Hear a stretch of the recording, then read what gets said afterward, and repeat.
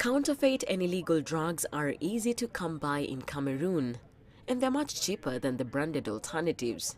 But those who dispense these drugs aren't trained professionals. The issue is posing a health risk to many. Andre Api has been selling medicine on the streets for 2 years now.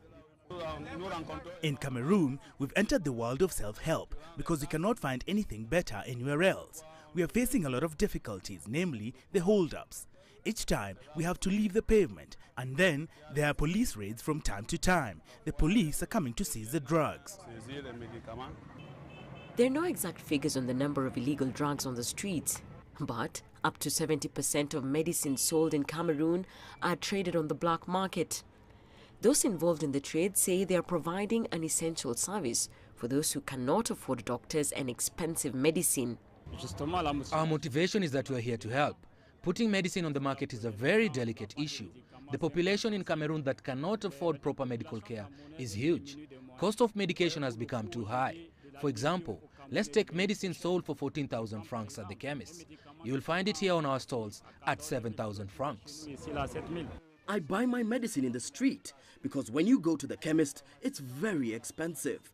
Thus, when you go to the street, you can find affordable equivalent drugs, and sometimes when you go there, you cannot find the medicine which has been prescribed to you by the chemist.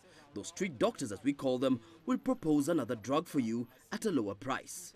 But health officials are concerned.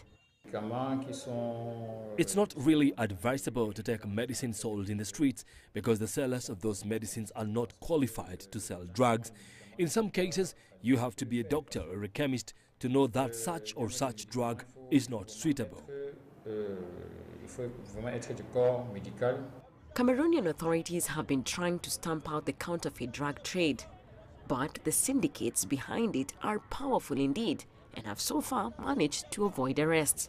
Susan Mongeli, CCTV.